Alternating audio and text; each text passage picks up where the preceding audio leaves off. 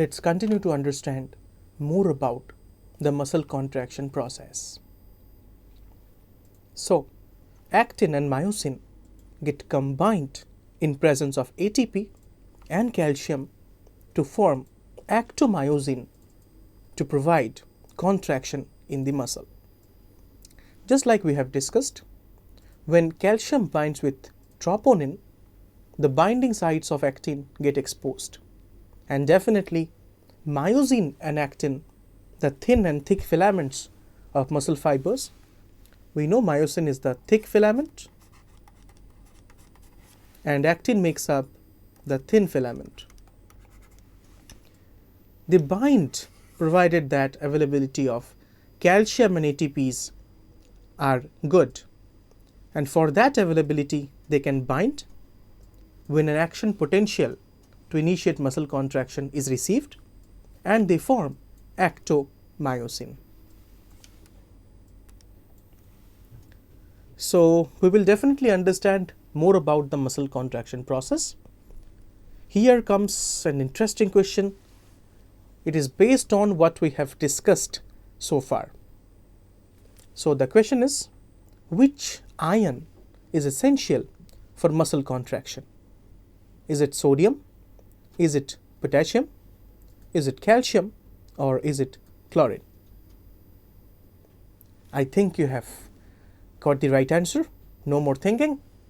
And yes, the answer is definitely calcium. Calcium binds with troponin to expose the binding sites of actin, and thus muscle contraction is initiated. So, we have discussed about actin and myosin acting as a unit to form actomyosin by help of calcium and ATP molecules. So, energy released by oxidation of food in the form of ATP is broken down into ADP, phosphorus and energy in the presence of enzyme myosin ATPase, calcium and magnesium ions. So, myosin ATPase is the enzyme which can degrade ATP by hydrolysis, and definitely it requires availability of calcium and magnesium. As a result, we will have adenosine diphosphate, an inorganic phosphate coming out from ATP lysis, and definitely energy. This energy is used up in contraction of muscle fiber. So, for contraction of muscle fiber, availability of energy is an indispensable thing which we can definitely understand. And that is possible because of release of energy by hydrolysis of ATP. This can occur at the presence of calcium, magnesium ions, and by help of the enzyme myosin ATPase. That's what we have seen here. So, when muscle contract, creatine phosphate breaks down to produce ATP. So, when muscle is going to contract, creatine phosphate is there that will break down to produce ATP. So, here we have ADP and creatine phosphate, which will donate a phosphate to ADP, and finally ATP will be produced, and creatine will be remaining for as a phosphate is donated to ADP for formation of adenosine triphosphate, the energy currency of cell. After that, Cori cycle takes place in liver and muscle. So, yes, we understand the Cori cycle which takes place in liver, and by help of which glucose can be sent to the muscles for utilization, definitely by respiration, and as a result of which lactates or lactic acids can be produced. We know as a result of anaerobic respiration. And those lactates are going to be recycled by the liver with involvement of certain enzymes and factors by co-recycle to yield glucose again for utilization. So during glycolysis, the breakdown of glycogen take place in muscles, as we all know, and lactic acid and energy is released. When anaerobic respiration is occurring, we know that yeast produces alcohol and the muscle cells produce lactic acid. So definitely by anaerobic respiration, lactic acid will be produced in the human muscle cells and energy will be released as a consequence.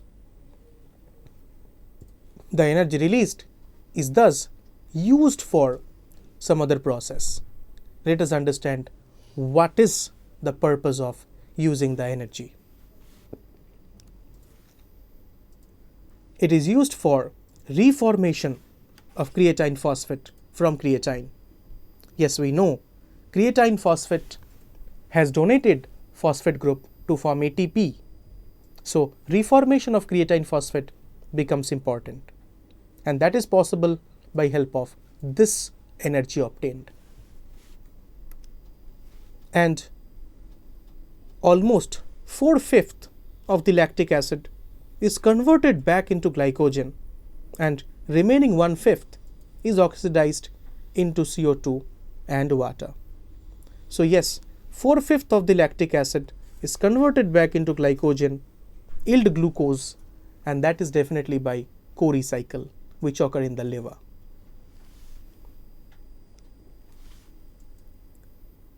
So let us understand the detailed mechanism of muscle contraction. So during muscle contraction, both H and I zones progressively shorten and eventually they are seen to disappear. The length of A band remains almost unchanged. The distance between two lines shorten and size of sarcomere decreases 60 to 70%, for as the H zones come together, for as actins are sliding over the myosins to reduce the length of sarcomere.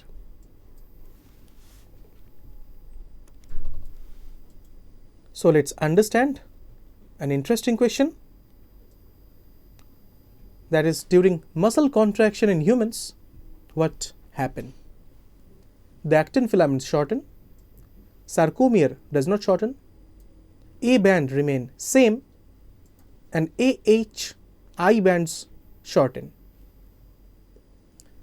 Yes, I think answering the question is very easy for you, for as we have discussed the concept little earlier over here, where we know that the H and I zones progressively shorten, finally they disappear as the actin slides over the myosin.